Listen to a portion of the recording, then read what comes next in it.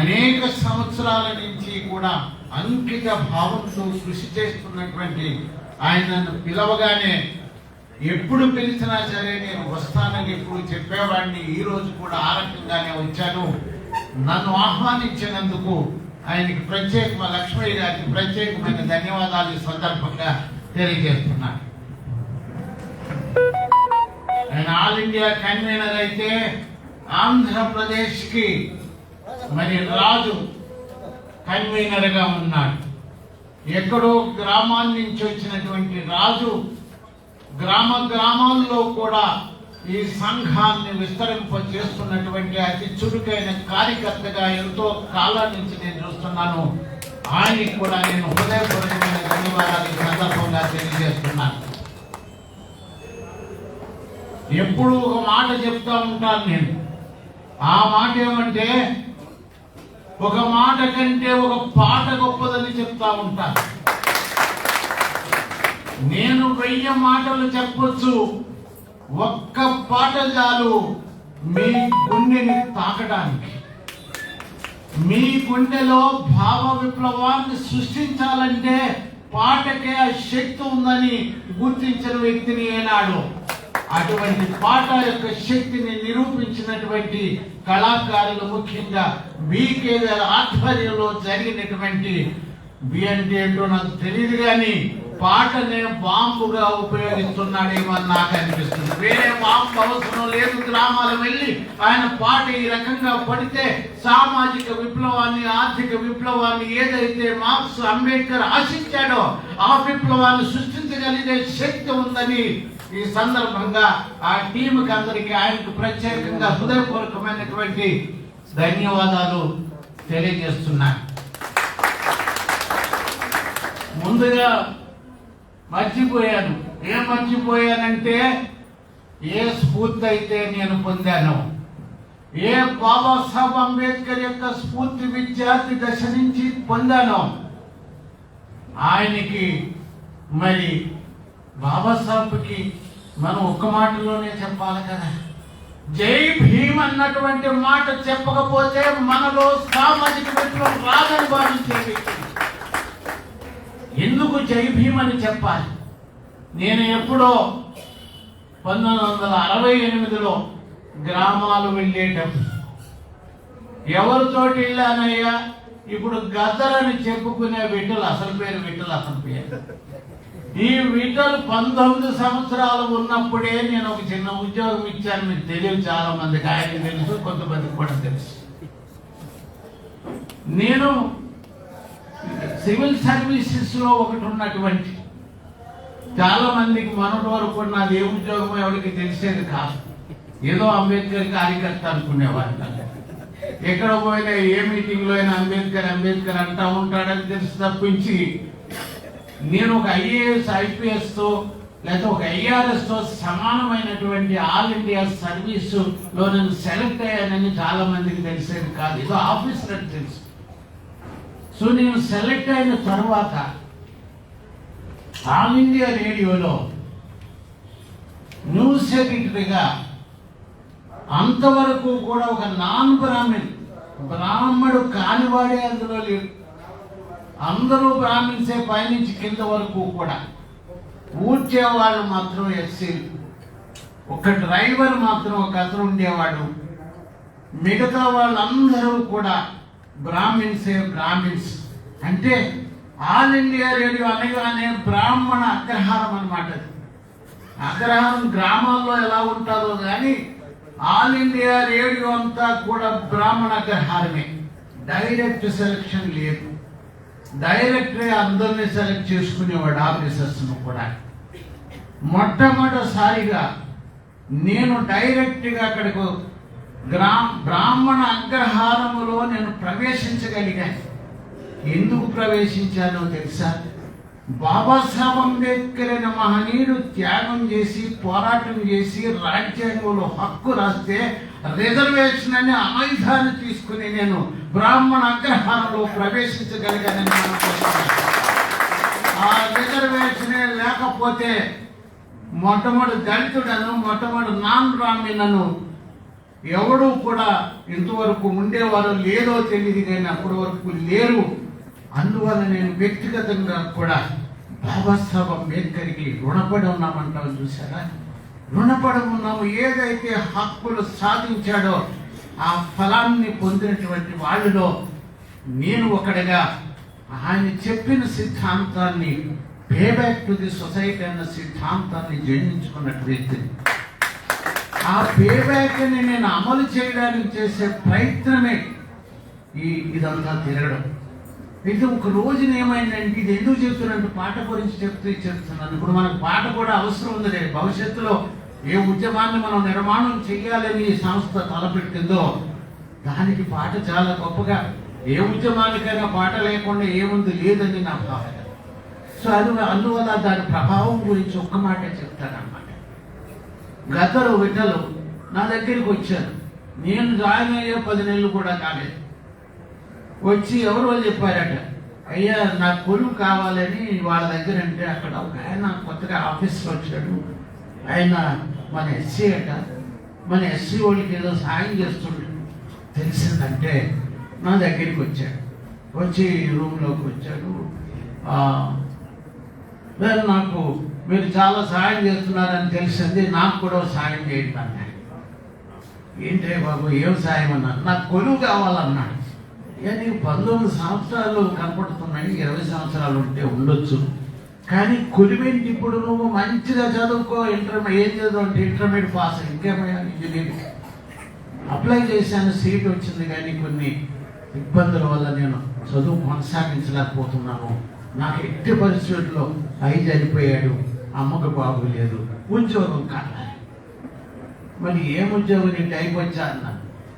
నాకు టైప్ రాదన్నాడు. మరి మా దగ్గర ఏముంటుంది ఆయన ఉద్యోగం? నాకు పాట పాడటం వచ్చాను. పాట పాడటం వచ్చా, కొన్ని వినిపించు అన్నాను. సిరిమల్ల చెట్టు కింద లక్ష్యం ఉన్న పాట పాడితే నాకు కన్నీళ్లు వచ్చాయని మనం చేస్తున్నాం. ఒక పాటకి ఎంత శక్తి ఉంటుందంటే, నిన్ను కదిలించేటువంటి శక్తి పాటలో ఉంటుంది. నీకు కన్నీళ్లు తెప్పిస్తుంది, ఉద్యమ స్ఫూర్తిని కూడా తీసుకొస్తుంది. దీన్ని కదిలించేదే పాట అనే సందర్భంగా తెలియజేస్తూ, ఇటువంటి అతను తీసుకుని అప్పుడు ఎవ్వరు బుర్రకథ రాసిన వాళ్ళు లేరు, గ్రామాల్లో పాడేవాళ్ళే లేరు. పాడేవాళ్ళే లేరని పాట రాదని కాదు, చదువు లేదు, ఏదో కూలీ నాలి చేసుకుని బతికేవాడు. వీడు పాట వస్తే మాత్రం ఎక్కడ పాడుకుంటాడు? ఆడవాళ్ళు పాడుకుంటారు, లేదా నాట్లు కోతలప్పుడు ఏవో పాడుకుంటారు తప్పించి చదువు లేదు. కాబట్టి పాట పాడేటువంటి అవకాశం వాళ్ళకి లభించలేదు. ఒక బుర్రకథ ఎవ్వరూ రాయలేదప్పటికి. నేను బుర్ర అంబేద్కర్ ముఖ్యంగా, మిగతా బుర్రకథలు అల్లూరి సీతారామరాజు అప్పటికే ఉంది. ఆ బుర్రకథని నేను రాసి తయారు చేసి గద్దర్ నేను కూడా బ్యాచిలర్ అప్పుడు గవర్నమెంట్ ఒక కారు ఇచ్చింది, అంబేద్కర్ కారు. నాకు క్లాస్ 1 ఆఫీసర్ కదా, కారు ఇస్తారు. కారు ఎలా ఉపయోగిస్తారో ఆఫీసర్ సార్ నాకు బాగా తెలుసు. సొంతానికి ఉపయోగించుకుంటారు ఎక్కువ. నేను అలాగే కాదు. ఈ కారు కూడా అంబేద్కర్ ఇచ్చిన కారు, ఉద్యోగంలో భాగంగా ఆయన ఇచ్చిన హక్కులో భాగంగా కారు వచ్చింది. కాబట్టి ఈ కారుని, గవర్నమెంట్ కారుని సమాజ ఈ ఉద్యమ నిర్మాణానికి ఉపయోగించాలని ఒక తలంపు నాకు వచ్చి, దాన్ని తీసుకుని ఇంకొక ఇతను తయారు చేసి, ముగ్గురుతో కలిసి బుర్రకథ తయారు చేసి, నా దగ్గర 5.5 సంవత్సరాలు నా దగ్గరే ఉన్నాడు. ఇంచుమించు పెద్ద గ్రామాలన్నీ కూడా కారు ఉంది కాబట్టి తిరగగలిగాము, అంబేద్కర్ని చెప్పగలిగాము. పరిచయం చేయడమే కాదు, అంబేద్కర్ పోరాట స్ఫూర్తిని కొంతవరకు తీసుకురాగమనే సంతృప్తి నాకు ఉందంటే ఆ గద్దర్ యొక్క పాటే మెయిన్గా కారణమని. అందుకనే నాకు 14 గంటలు నేను బాబాసాహెబ్ అంబేద్కర్ మీద మాట్లాడినప్పుడు అది Guinness book of world record అయితే, మన సంఘాలన్నీ కూడా రవీంద్ర భారతిలో నన్ను సన్మానం చేసి, ఆ సన్మానంలో గద్దర్ మాట్లాడుతూ అనేక విషయాలు చెప్పాడు. అప్పుడు గద్దర్ అన్నాడు, జేబీ రాజు మాట, గద్దరు పాట మొత్తం అంబేద్కర్ యొక్క సిద్ధాంతాన్ని ఎంతవరకు అయితే మేము అర్థం చేసుకున్న సిద్ధాంతాన్ని, ఆయన పోరాటాన్ని, త్యాగాన్ని, స్ఫూర్తిని ప్రజల్లో తీసుకురాగలిగాము అని నా గురించి మాట్లాడుతూ ఇంకా అనేక విషయాలు చెప్పాడు.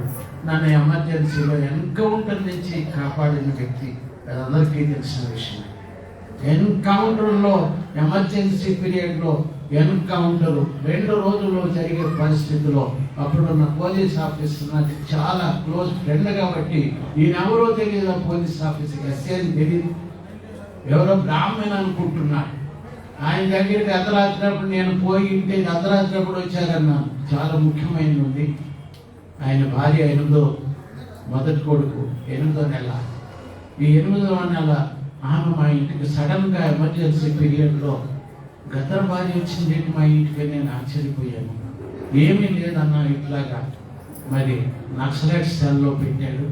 నేను ఎట్టి పరిస్థితుల్లో కలవాలి, 2 రోజుల కంటే ఎక్కువ బ్రతికేది లేదని తెలిసింది నాకు. కాబట్టి మీరు రక్షించాలి. నేను ఎలా రక్షించాలో నాకు తెలియదు, కానీ ఏదో తెలియనటువంటి ఆత్మ, ఒక ధైర్యం నాలో ఎప్పుడూ కూడా. ఏం లేదమ్మా, నేను తీసుకెళ్తాను, నువ్వు రా అన్న భోజనం నేను తీసుకొద్దామనుకో, నువ్వు తీసుకురా, నేను అరేంజ్ చేస్తాను. నేను తీసుకెళ్ళి అక్కడ చేశాను. అది ఏం జరిగిందో గద్దర్ మాటలోనే రవీంద్ర బాధ చెప్పారు కాబట్టి ప్రలాంగ్ అవుతే ఎక్కువ టైం తీసుకోకుండా అవన్నీ చెప్పొస్తుంది లేదు. ఎందుకు నేను చేయగలిగానంటే, ఒక వ్యక్తి మన జాతికి అవసరమైన వ్యక్తి, ఒక ఉద్యమాన్ని నిర్మాణం చేయాలంటే ఇటువంటి వ్యక్తి మనకి చాలా అవసరము. ఈయన ద్వారా మన ఉద్యమాన్ని సాధించగలము. ప్రజల యొక్క విముక్తి సాధించాలంటే, హక్కులు కాపాడబడాలంటే ఉద్యమం లేకుండా ఏమి జరగదని మనకు తెలుసు. అంబేద్కర్ యొక్క ఏదైతే ఒక సూక్తి మనకి ఇచ్చాడు బాబాసాహెబ్ అంబేద్కర్, మీరు పోగొట్టుకున్న హక్కులు తిరిగి సాధించాలంటే పోరాటం ఒక్కటే శరణ్యం అని చెప్పాడు బాబాసాహెబ్ అంబేద్కర్. అది సాధించాలంటే వ్యక్తిగతంగా మనం సాధించాలి. వ్యక్తిగతంగా పోరాడలేము, సమాజపరంగా పోరాడాలి, ఉద్యమ పరంగా పోరాడాలి అని ఈ సిద్ధాంతాన్ని అమలు చేయడానికి ఆ రోజుల్లో మాకు చాలా ఉపయోగపడిందని ఈ సందర్భంగా తెలియజేస్తున్నాను. నేను ఎక్కువ చెప్పవలసిన అవసరం లేదనుకుంటున్నాను. ఎందుకంటే మన రత్నం గారు 2600 సంవత్సరాల చరిత్ర చెప్పాడు. ఇంకా కొంచెం ఎక్కువే చెప్పుకోవచ్చు. 2000 పుత్రుడు క్రీస్తు పూర్వం 600 సంవత్సరం కదా, మరి ఇప్పుడు 2000 వరకు వచ్చి దాటిపోతున్నాం కదా. అంటే 2600 సంవత్సరాల చరిత్రని అద్భుతంగా ఎనలైజ్ చేసి మనం అందరికీ అర్థమయ్యే రీతిలో ఇది నేర్చుకోవాలంటే మనం చాలా పుస్తకాలు చదవాలి. ఈ అన్ని పుస్తకాలు చదివి జీర్ణించుకుని మన మైండ్లోకి ఎక్కించడానికి ఆయన చాలా ప్రయత్నం చేశాడు. ఆ ప్రయత్నం విజయవంతంగా చేయగలిగాడని నేను అనుకుంటున్నాను. సో అటువంటి మంచి ప్రారంభం జరిగింది సమావేశానికి. అది రత్నం గారు చేసినందుకు ఆయనకి నేను ప్రత్యేకమైనటువంటి ధన్యవాదాలు ఈ సందర్భంగా తెలియజేస్తున్నాను. ఆయన అంత మంచి వ్యక్తిని, అంత కమిట్మెంట్ ఉన్నటువంటి వ్యక్తిని, నాలెడ్జ్ ఉన్న వ్యక్తి. ఎందుకంటే అంబేద్కర్ గారు అన్నారు, నాలెడ్జ్ ఈజ్ పవర్. మనకందరికీ తెలిసిందే. ఎందుకు అంబేద్కర్ గారు, ఆయన గాంధీ భయపడ్డాడు, నెహ్రూ భయపడ్డాడు, పటేల్ ఎందుకు భయపడ్డాడు? అనేక కారణాల్లో పోరాటం ఒకటే కాదు, జ్ఞానంలో అందరికీ మించిపోయాడు. Knowledge is power. కాబట్టి ఆ నాలెడ్జ్ ముందు అందరూ తల వంచే పరిస్థితి వచ్చి అంత వ్యతిరేకించి ఓడించినటువంటి సర్దార్ వల్లభాయ్ పటేల్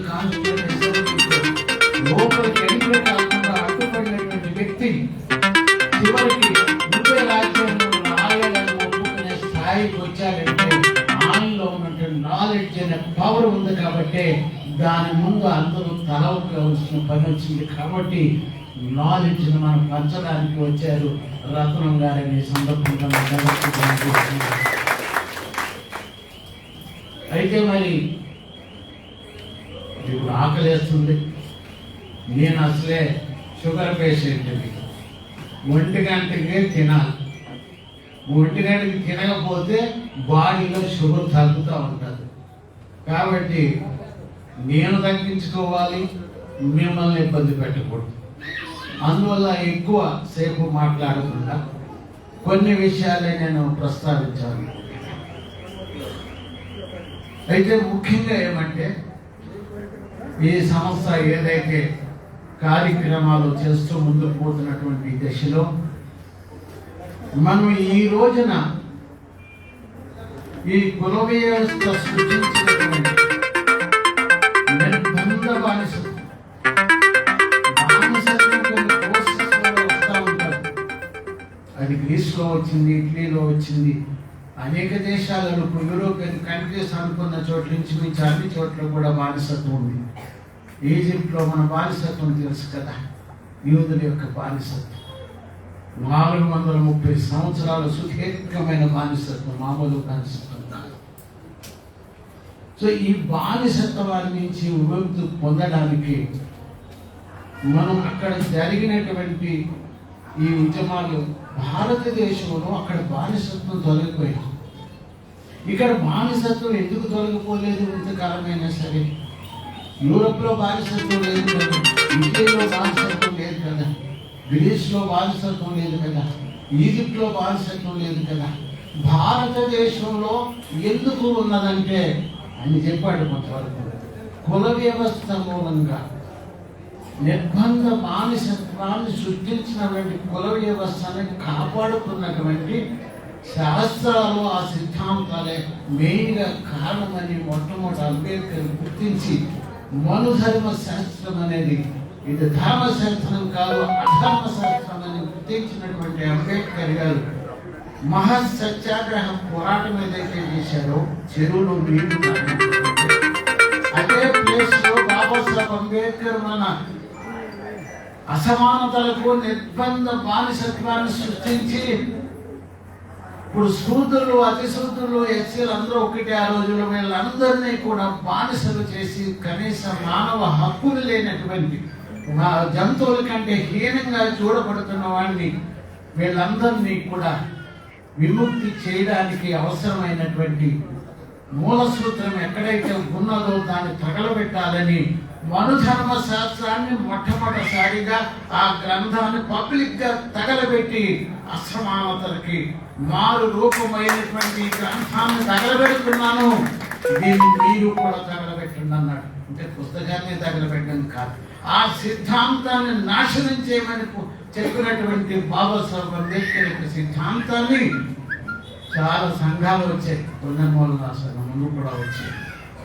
అప్పుడు ఆ భావజాలాన్ని నిర్మూలన చేయడానికి మరి ఈ రోజు ఈ సంఘం వచ్చిందని నేను అనుకున్నాను. మరి ఈ భావజాలను ఎట్లాగా మన ప్రజల్లోకి తీసుకెళ్ళాలి, ఆ భావజాలం ఏంటి ఈ రోజు అనేది కూడా కొద్దిగా మరి నేను ఎక్కువ చెప్పను. ఈ భావజాలాన్ని దీన్ని కంటిన్యూ చేయడానికి ఒక సిద్ధాంతము నిర్బంధ బానిసత్వాన్ని తీసుకొచ్చి దీన్ని సపోర్ట్ చేస్తున్నటువంటి వ్యక్తులు ఇప్పుడే ఉన్నారు. నిన్న మొన్నటి వరకు ఎవరున్నారు? రాజ్యాంగం రాసేటప్పుడు కూడా శక్తులు పనిచేసాయి కదా. అంబేద్కర్ గారిని నువ్వు గ్రంథం రాసేటప్పుడు కాన్స్టిట్యూషన్ మరి నువ్వు మా గ్రంథాలను గుర్తులో పెట్టుకో, హిందూ దేశం ఇది భారతదేశం, ఇండియా కాదు, ఇది హిందూ దేశం, హిందూ మతం, దాని శాస్త్రాల ఆధారంగా నువ్వు రాయమని చెప్పింది Golwalkar. Golwalkar bunch of thoughts అని చాలా మంది పెద్ద చదువుకుంటారు. బంచ్ ఆఫ్ థాట్స్ అన్న దానిలో చాలా క్లియర్గా రాస్తూ అంబేద్కర్ గారికి ఒక సందేశాన్ని కూడా పంపించేటప్పుడు రిటర్న్లో ఆయన పంపించారు. నువ్వేదో 1935 యాక్ట్, అమెరికా నుంచి fundamental rights, directive principles of the state policy ఇక్కడ ఐర్లాండ్ నుంచి అక్కడి నుంచో తీసుకొస్తున్నానని చెప్తున్నావు కదా. ఇవి ఏదో 60 కాన్స్టిట్యూషన్ చదివి ఉండొచ్చు, కాన్స్టిట్యూషన్ ఎక్స్పర్ట్ అయి ఉండొచ్చు, కానీ మాకు అవసరం లేదు అవన్నీ కూడాను. మా ధర్మశాస్త్రాల ఆధారంగా నువ్వు రాయవలసిన పని ఉందని ఆయన ప్రత్యేకంగా ఇప్పుడు మనం చదివిన అది పాంచజన్యం అనే వాడికి తెలుగులో పత్రిక వస్తుంది, ఆర్ఎస్ఎస్ వాడు. ఆ పత్రికలో కూడా ఇది అంబేద్కర్ అయితే 125వ జయంతి సందర్భంగా అనుకుంటాం, అందులో కూడా పబ్లిష్ అయింది. ఇంగ్లీష్లో రాశాడు ఆయన. అది బంచ్ ఆఫ్ థాట్స్ మనం కూడా చదువుకోవచ్చు. ఈ బంచ్ ఆఫ్ థాట్స్లో ఏదైతే మరి ఆధారంగా మనుధర్మ శాస్త్రాన్ని ఆధారంగా తీసుకుని రాయమన్నాడు. ఆయన ఇంకోటి ఏమన్నాడంటే క్యాస్ట్ సిస్టమ్ ఏదైతే ఉన్నదో కుల వ్యవస్థ భారతదేశం అనేక క్రైసిస్ విపత్కర పరిస్థితులు ఎదుర్కొన్నప్పుడు మన దేశాన్ని కాపాడినటువంటి వ్యవస్థ కుల వ్యవస్థ. ఇంత బ్రహ్మాండమైన వ్యవస్థ ఎక్కడ దేశం ప్రపంచంలో లేదని గొప్పగా రాశాడు దాని గురించి. అది ఆర్ఎస్ఎస్ ఆయన అప్పుడు అధ్యక్షుడు.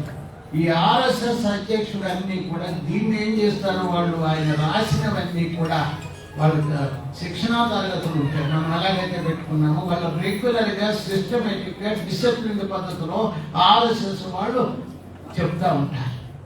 అందులోనే వీర్ సావర్కర్ కూడా చెప్తా ఉంటాడు. వీర్ సావర్కర్ ఏమన్నాడంటే ఇది జన్మభూమే కాదు, ఓ వివిధ మతాలారా భారతదేశంలో ఉన్నారని మీరు అనేక మతాలు, హిందూ మతం కాకుండా ఒకటి గుర్తుపెట్టుకోండి, ఇది మాతృదేశమే కాదు, ఇది భారతదేశం, ఇది పుణ్యభూమి అని గుర్తుపెట్టుకోమన్నాడు. ఈ పుణ్యభూమి ఎందుకైందంటే ఇక్కడ రాముడు పుట్టాడు, ఇక్కడ కృష్ణుడు పుట్టాడు, ఇక్కడ అయోధ్య ఉంది, కాశీలో ఇంకొక ఆయన పుట్టాడు, కాబట్టి ఈ దేశము పుణ్యభూమి. మీ పుణ్యభూమి ఎక్కడని ముస్లింస్ అడిగాడు. మీ పుణ్యం మన స్వతంత్రం వచ్చే సమయంలో హిందూ మహాసభ ఆయన అధ్యక్షుడిగా ఉన్నాడు ఆ రోజుల్లో. అలాగే క్రిస్టియన్స్ అడిగాడు, మీరెక్కడున్నాయా పుణ్యభూమి? మీ పుణ్యభూమి జెరూసలేంలో ఉంటుంది కదా. ముస్లింలారా మీరెక్కడ ఉంటుంది? మక్కా మసీదులో ఉంటుంది కదా మీ పుణ్యభూమి. ఈ పుణ్యభూమి కాని వాళ్ళంతా కూడా భారతదేశాన్ని విడిచి వెళ్ళిపోండి, లేకపోతే మీరు హిందువులుగా మారండి, హిందూ సంస్కృతిని స్వీకరించమని డైరెక్ట్ గా చెప్పినటువంటి వ్యక్తి. ఆయన చెప్పి వెళ్ళిపోయాడు. మనోహర్ గారు 1966 వరకు మరి గోల్వాల్కర్ బతికే ఉన్నాడు. ఇదంతా కూడా హిందూ మహాసభ వ్యవస్థాపకుడు వీర్ సావర్కర్. ఆ తర్వాత వచ్చింది ఆర్ఎస్ఎస్. దాని యొక్క కంటిన్యూషన్ ఈ రకంగా జరుగుతుంది. ఇప్పుడు ఏం జరుగుతుంది, అలా రాజ్యాంగము ఏదైతే హిందూ మత అసమానతలో కూడుకున్న సిద్ధాంత ప్రాతిపదికగా రాజ్యాంగం రాయాలని చెప్పారో ఆ రాజ్యాంగాన్ని మార్చడానికి ప్రయత్నం చేస్తున్నారు. గోల్వాల్కర్ చెప్పిన సిద్ధాంతం, వీర్ సావర్కర్ చెప్పిన సిద్ధాంతం, మరి మనుధర్మ శాస్త్రంలో ఉన్న అసమాన సిద్ధాంతాలు, బానిసత్వాన్ని సృష్టించిన సిద్ధాంతాలు, ఇవన్నీ బేసిస్ గా మరో రాజ్యాంగాన్ని రాయాలని ప్రయత్నం ఏదైతే చేస్తున్నారో అది తెలియకో తెలుసో మన కేసీఆర్ కూడా కొత్త రాజ్యాంగం రాసేయమని చెప్పినటువంటి అది అనవసరంగా మూర్ఖత్వాన్ని బయట పెట్టుకున్నట్టయింది. ఆయనకు అర్థమైందో లేదో రాజ్యాంగం అంటే. నేను చాలా పుస్తకాలు చదివానని చెప్పుతున్నటువంటి కేసీఆర్ గారు కూడా ఈ రాజ్యాంగాన్ని మార్చేయని వంత పాడితే అర్థం కాలేదు. ఆయనకు అర్థం కాలేదు అలా చెప్పాడా, లేదా నిజంగానే ఆయన కూడా హిందూ మరి కరుడు కట్టిన హిందూ సిద్ధాంతం ఆయనలో ఉండి రాజ్యాంగం మార్చాలని మన మొట్టమొదటి ఎప్పుడు జరిగిందో రాజ్యాంగం మార్చాలని వాజ్పేయి ఎప్పుడైతే మొట్టమొదటి prime minister BJP prime minister అయ్యాడో వెంకటాచలయ్య అనే కమిషన్ వేసి ఫార్మర్ చీఫ్ జస్టిస్ ని దానిలో కొంతమంది సభ్యులు వేసి కొత్త రాజ్యాంగాన్ని రాయడానికి అవసరమైన ప్రాతిపదికను తయారు చేసి రిపోర్ట్ ఇస్తే భారతదేశంలో వ్యతిరేకత వచ్చింది. ముఖ్యంగా మన సంఘాలన్నీ వ్యతిరేకించాయి, కమ్యూనిస్టు పార్టీలన్నీ వ్యతిరేకించాయి. అంటే మార్క్స్ సిద్ధాంతం కలిగినటువంటి ఆర్గనైజేషన్స్ పార్టీస్, అంబేద్కర్ సిద్ధాంతం కలిగిన సంఘాలు, వీళ్ళంతా కూడా పార్టీలు వ్యతిరేకించిన కారణంగా అక్కడికి ఆగిపోయింది. ఇప్పుడు మళ్ళా దాన్ని తీసుకురావడానికి ప్రయత్నం ఏదైతే జరుగుతుందో దీన్ని ఎదుర్కోవాల్సిన అవసరం ఉంది. ఎందుకంటే ఇందులో ఒక బుద్ధిస్ట్ ప్రిన్సిపల్ కూడా పెట్టాడు బాబాసాహెబ్ అంబేద్కర్. బాబాసాహెబ్ అంబేద్కర్ ప్రియాంబుల్లో చాలా స్పష్టంగా రాశాడు, మనకి ఏం కావాలో రాశాడు Ambedkar. Social justice, economic justice అని అందులో రాసుకొచ్చాడు, పొలిటికల్ జస్టిస్. ఈ 3 న్యాయాలు మనం సాధించాలి, ఇది మీ లక్ష్యమని రాజ్యానికి చెప్పాడు. రాజ్యం అంటే పార్లమెంట్, అసెంబ్లీ, అలాగే మరి జ్యుడిషియరీ, పాలక వ్యవస్థ, ministers, chief minister, prime minister, వీళ్ళ ముగ్గురికి ఒక డైరెక్షన్ ఇచ్చాడు అంబేద్కర్ గారు. దీనిని మీరు ఆచరణలో పెట్టాలి అని అందులో పెడితే ఇది దాన్ని తీసేయడానికి. అందుకు ఏంటి ఆయన లక్ష్యం ఏంటి? ఫ్రెటర్నిటీ తీసుకురావాలి, లిబర్టీ తీసుకురావాలి, స్వేచ్ఛ, సమానత్వం, సౌభ్రాతత్వం తీసుకురావాలని ఏదైతే నేను ప్రియాంబుల్లో రాశానో ఇది మీ లక్ష్యం, గమ్యము ఓ ప్రభుత్వాలారా అని చెప్పాడు. ఓ జ్యుడిషియరీ మీకు ఇదే అని చెప్పుకొచ్చాడు బాబాసాహెబ్ అంబేద్కర్. జరుగుతుందా లేదని మనం గ్రహించాలి. ఈ రోజున జరగడం లేదు. జరగకపోతే ఏం చేయాలి? ఏమన్నాడు అంబేద్కర్ గారు? నేను ఫ్రెంచ్ రెవల్యూషన్ నుంచి తీసుకోలేదు, దీన్ని బుద్ధుడి నుంచి తీసుకున్నాను. బుద్ధుడు గురించి చెప్పాడు కదా పెద్దలు. బుద్ధుడు ఏ రకంగా మొట్టమొదటి సోషల్ రివల్యూషనరీ ఎవరన్నా ఉంటే భారతదేశంలో మతం కాదని మనందరికీ కూడా తెలుసు. మొట్టమొదటి సోషల్ రివల్యూషనరీ ఈ దుర్మార్గ దుష్ట వ్యవస్థ మీద తిరుగుబాటు చేసి కొత్త సిద్ధాంతాన్ని ప్రతిపాదించి 40 సంవత్సరాలు సుదీర్ఘంగా గ్రామం తిరిగి బుద్ధిజం అనే సమానత్వాన్ని తీసుకొచ్చినటువంటి గొప్ప వ్యక్తి బుద్ధుడైన మనం గమనించాలి. మతం కాదు, దేవుడు కాదు. సో ఆ బుద్ధుడు చెప్పిన సిద్ధాంతాన్ని తీసుకు స్వేచ్ఛ, సమత అన్నాడు బుద్ధుడు మాటల్లో సమత, స్వేచ్ఛ అన్నాడు, సమానత్వం అన్నాడు. ఇవన్నీ కూడా బుద్ధుడు చెప్పిన సిద్ధాంతాన్ని అంబేద్కర్ గారు రాజ్యాంగంలో రాజ్యాంగాన్ని నాశనం చేయాలి, కొత్త రాజ్యాంగాన్ని, ఫ్యూడల్ వ్యవస్థను తీసుకురావాలని ఫ్యాసిజం అంటాం మనం. ఇంకో మాట, వీర్ సావర్కర్, గోల్వాల్కర్ ఆ గ్రంథంలో ఏం రాశారు? ఎవరిని పొగిడారో తెలుసా? హిట్లర్ను పొగిడారు.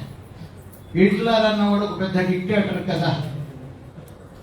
సెమిటిక్ రేసెస్ అని ఉన్నాయి. సెమిటిక్ రేస్ అంటే ఎవరో కాదు, అరబ్ కంట్రీస్లో ఉన్నవాళ్ళు, అరబులు అందరిని కలిపి అరబ్స్ అంటారు. అలాగే యూదులు, వీళ్ళిద్దరే సెమిటిక్ గ్రూప్స్. ఈ 2 గ్రూప్స్ని కూడా నాశనం చేసి ప్యూరిఫై చేసేయడం రాశాడు దుర్మార్గుడు. అలా చంపైతే ప్యూరిఫై అయిందా? చంపడం అనేది ప్యూరిఫికేషన్. అది ఐడియల్గా హిట్లర్ను తీసుకుని సెమిటిక్ రేసెస్ అన్ని నాశనం చేయడానికి పూనుకున్న హిట్లర్ను పొగడాలంటే ఇక్కడ ఎవరిని నాశనం చేయాలి? మనల్ని నాశనం చేసినాకి వాడు రాసినటువంటి అది మనం కూడా అర్థం చేస్తాం. దీనిని వాడు ఎలాగైతే హిందూ మత కుల వ్యవస్థని పునర్నిర్మాణం చేయాలని ఉండేది, పునర్నిర్మాణం ఏమో అవసరం లేదు, దానిని స్ట్రెంగ్థెన్ చేయాలని ఈ దేశంలో ఒక హిందూ మతం తప్పించి ఏది ఉండడానికి వీల్లేదని అంబేద్కర్ అన్నాడు. హిందూ మతం అంటే ఏంటి? కుల వ్యవస్థ లేకుండా హిందూ మతం లేదు. హిందూ మతం అంటేనే కుల వ్యవస్థ లేదు. అక్కడ భగవద్గీతలో చెప్పినటువంటిది ఏదైతే ఉన్నదో ఈ కుల వ్యవస్థకి నేనే సృష్టించాడని దేవుడు చెప్పాడంటే ఎక్కడ సృష్టించాడా దేవుడు? ఒకవేళ నిజంగా దేవుడు అయితే వాడు 50% కాదు. నేను హెచ్చు తగ్గును సృష్టించానయ్యా. ఒకటి చాలా గొప్ప వ్యక్తిగా, ఒక బ్రాహ్మణ్ణి, ఒక క్షత్రియుడిని, మరొకరిని, కింద అందరూ కూడా మెజారిటీ ప్రజలంతా కూడా నేను పాదాల నుంచి సృష్టించాను. మీరు బానిసలని చెప్పినటువంటి గ్రంథం, మత గ్రంథం ప్రపంచంలో ఎక్కడా లేదు, హిందూ మతంలోనే ఉంది. కాబట్టి దీనిని మనం నాశనం చేయాలంటే గ్రంథాలు తగలబెట్టమని కాదు, దాని భావజాలాన్ని మనం తగలబెట్టాలి. అంటే మనసు నుంచి తీసేయాలి. భావజాల మార్పు తీసుకురావడానికి ఈ సంస్థ ఒక ప్రణాళికను తయారు చేసుకోవాల్సిన అవసరం ఉంది. అంబేద్కర్ అన్నాడు క్యాస్ట్ ఈజ్ ఎ నోషన్ అన్నాడు. ఇది ఒక మెటీరియల్ అయితే, ఒక రాయి, రప్ప, ఇదికైతే దాన్ని పడగొడతాం, చిదగొడతాం, దాన్ని నాశనం చేయడానికి. ఇది గోడ అయితే పడగొడికేదని అది దాని ఒక భావజాలం. నరనరాన జీవించకపోయి భావజాలాన్ని తుడిచిపెట్టాలంటే మరో భావజాలాన్ని మనం ముందుకు తీసుకురావాల్సిన అవసరం ఉంది. ఆ భావజాలమే బౌద్ధ భావజాలము, అంబేద్కర్ భావజాలము, పూలే యొక్క భావజాలం అని మనం గుర్తించాలి. మార్క్స్ యొక్క భావజాలం కూడా మన ఐక్యత చేయడానికి పోరాట మార్గం నడవడం ఉపయోగపడుతుంది. కాబట్టి ఈ 2 కూడా కలపవలసిన అవసరం ఉంది. లాల్ నీల్ అని ఏదైతే మనం అంటున్నామో ఈ రోజున, నేను జై భీమ్ అన్నాను, జై మార్క్స్ కూడా అనవలసిన అవసరం ఉంది. ఎందుకంటే అది ఆర్థిక సమానత్వాన్ని ప్రతిపాదించినటువంటి విప్లవాత్మకమైన సిద్ధాంతం, ప్రపంచంలో విప్లవాలు సృష్టించినటువంటి సిద్ధాంతం ఏదైతే ఉందో అదే మార్క్స్ సిద్ధాంతం. అలాగే ఇక్కడ సాంఘిక విప్లవం రావాలంటే అంబేద్కర్ చెప్పింది, పూలే చెప్పింది, అంబేద్కర్ సిద్ధాంతపరంగా చాలా గొప్పగా చెప్పింది. ఎప్పుడు రాశాడే? మొట్టమొదటి కాస్ట్ మీద రాసింది బ్రాహ్మిన్స్ రాసి ఉండొచ్చు వాళ్ళ దుఃఖం నుంచి. అంబేద్కర్ ఎప్పుడు రాశాడంటే కొలంబియా యూనివర్సిటీ ఆయన స్టూడెంట్గా MA PhD చేస్తున్నప్పుడు caste in India mechanism and development, genesis and development అనే గ్రంథాన్ని రాశాడు. ఒక ఇంటర్నేషనల్ ఆంథ్రోపాలజీలో రాసింది ఇప్పటి వరకు కూడా అద్భుతమైనటువంటి ఒక థీసిస్గా మనకు కనపడతారు.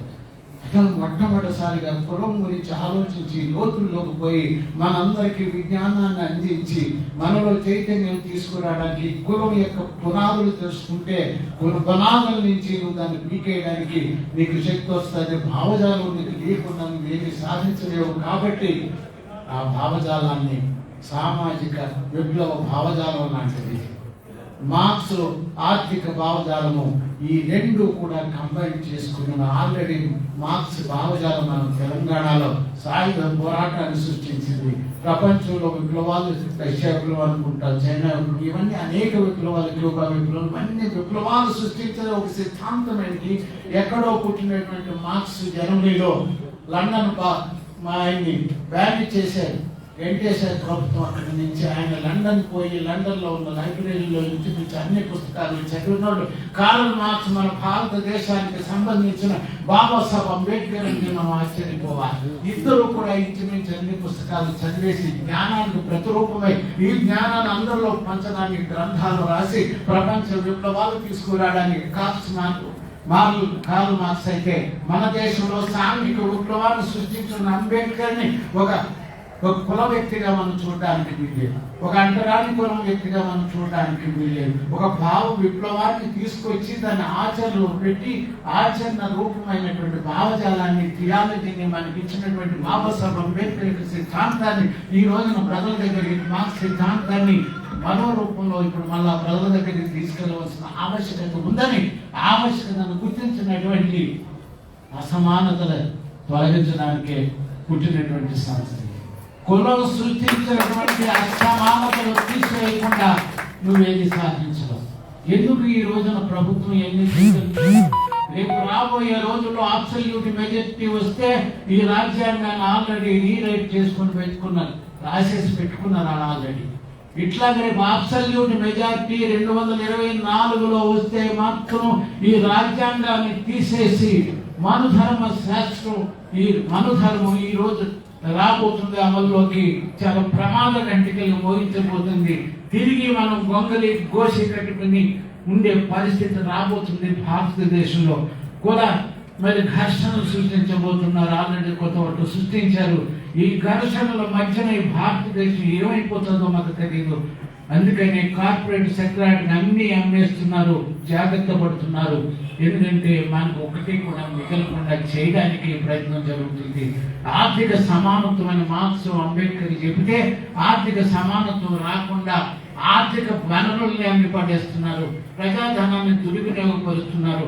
డబ్బుతో రేపు ఎన్నికలు నడుపుకొని ఓటికి ₹1,00,000 ఇచ్చిన ఆశ్చర్యపడలేని పరిస్థితి రాబోతుంది. నోట్లు గుద్దుతాడు, వాడి పవన్ వాడి చేతుల్లో ఉంది కాబట్టి.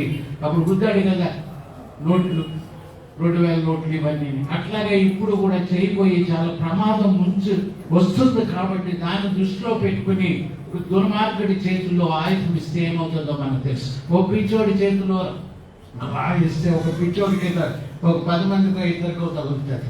కానీ ఒక పిచ్చి ప్రభుత్వానికి, ఒక మూర్ఖ ప్రభుత్వానికి, ఒక పూలే అంబేద్కర్ భావజాలానికి వ్యతిరేకము మెజారిటీ ప్రజలు ఎవరైతే ఉన్నారో ఈ ప్రజలకి వ్యతిరేకమైనటువంటి ప్రభుత్వం, 85 కోట్ల మంది ప్రజలకు వ్యతిరేకమైనటువంటి కొత్త రాజ్యాంగాన్ని తీసుకొచ్చి మనందరినీ నాశనం చేసి ఆర్థికంగా, సామాజికంగా మళ్ళా బానిసత్వాన్ని తీసుకురావడానికి ఏదైతే ప్రయత్నం జరుగుతుందో మనమందరూ కూడా కలవాలి.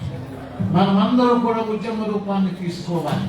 అంతకుముందు ఎట్లాగైతే సాయుధ పోరాటం జరిగిందో దాని మూలంగా 1,00,000 ఎకరాలు ఎలాగైతే డిస్ట్రిబ్యూట్ అయ్యాయో, పంచగలిగిందో ప్రభుత్వం, ఆ ఒత్తిడి ఎలా రకంగా అయితే తీసుకురాగలిగిందో అట్లాగే మరొక సాయుధ, అంటే సాయుధ అనడం లేదు, ఓటు అనే హక్కు ఇచ్చాడు. ఓటు అనేది బాబాసాహెబ్ అంబేద్కర్ అన్నాడు, ఒక బుల్లెట్ ఒక ఓటు, ఈ రెండు కంపేర్ చేశాడు. ఓట్ ఈజ్ పవర్ఫుల్ దాని బుల్లెట్ అన్నాడు. ఒక ఓటుని మన బుల్లెట్ కంటే పవర్ఫుల్ అని ఆయుధాన్ని ఇచ్చారు కాబట్టి ఈ ఆయుధాన్ని ఏ రకంగా మనం ఉపయోగిస్తే ఈ భారతదేశం మరి వచ్చే కాలంలో దుర్మార్గుల చేతుల్లోకి పోవడానికి వీల్లేదు, మనందరిని అణిచివేసే వాళ్ళ చేతుల్లోకి పోవడానికి వీల్లేదు. ప్రశ్న వేస్తేనే చంపే పరిస్థితి వస్తుంది భారతదేశంలో. మేధావులు అనేవాడిని చంపడానికి ప్రయత్నం చేస్తారు. ఇటువంటి విపత్కరమైన పరిస్థితులు రాబోతున్నాయి కాబట్టి ముందే గమనించి మనం అంతా కూడా అందరినీ ఏకం చేయాలి. ఎస్సీ, ఎస్టీ, బీసీ, మైనారిటీ, బహుజనులు ఏదైతే అంటున్నామో బహుజన రాజ్యం రావాలని అంబేద్కర్ కోరుకున్నాడు. పూలే యొక్క ఆశయం కూడా అదే. అంబేద్కర్ కోరుకున్న రాజ్యం మరి సమాప్తం అనేది ఏదైతే మార్క్స్ కోరుకున్నాడో అటువంటి రాజ్యం ప్రజాస్వామిక విప్లవం అన్నారు. అలాగే మనం ఈ రోజున రాజ్యాంగం పరమైనటువంటి ఒక రాజ్యాన్ని మనం ఏర్పాటు చేసుకోవాలంటే కనీసం ఈ రాజ్యాంగాన్ని మనం కాపాడుకునే దిశగా అది కూడా మన ఎజెండాలో భాగం చేసుకోవాలి. రాజ్యాంగ రక్షణ అనేది చాలా అవసరం. మన ప్రజలు చైతన్యపరచాలి. మన ప్రజల్లో తప్పుడు భావజాలాన్ని సృష్టిస్తున్నారు. ఇప్పుడు ఆర్ఎస్ఎస్ లో మెజారిటీ అంతా కూడా ఆంధ్రప్రదేశ్ ఇక్కడ కూడా బీసీలు ఎక్కువ మంది ఉంటున్నారు. తెలుసు తెలియకు అక్కడ ఉన్నటువంటి వాళ్ళందరినీ కూడా మనం ఎడ్యుకేట్ చేయవలసిన అవసరం ఉంది. మన బలాన్ని తీసుకుని వాడు ఓటు సంపాదించి రేపు ఢిల్లీలో కూర్చుని మన వనరులన్నీ అమ్మేస్తుంటే, పబ్లిక్ సెక్టర్ అని అమ్మేస్తుంటే, మనకు ఉద్యోగాలన్నీ పోతుంటే రేపు అంబేద్కర్ ఇచ్చిన రిజర్వేషన్ ఏమవుతుంది, రాజ్యాంగ రక్షణలు ఏమైపోతాయి, రాజ్యాంగ హక్కులు ఏమైపోతాయి. మళ్ళా మనమంతా కూడా ఒక మరి స్వతంత్ర పూర్వం కంటే దారుణమైన పరిస్థితులు రాబోతుంది. ఈ పరిస్థితులు ఎవరికి వస్తాయంటే ఎస్సీ, ఎస్టీ, బీసీ, మైనారిటీలు అన్న వాళ్ళకే ఈ పరిస్థితి రాబోతుంది. మెజారిటీ ప్రజలంతా 85 కోట్ల మంది కంటే ఎక్కువ ఉన్నాం కాబట్టి మనం కదిలితే ఈ భారతదేశంలో మరో విప్లవాన్ని తీసుకురావచ్చు. ఆ విప్లవంలో భాగంగానే ఈ కూడా కొట్టుకుపోయే పరిస్థితి రావాలని నేను కోరుకుంటున్నాను.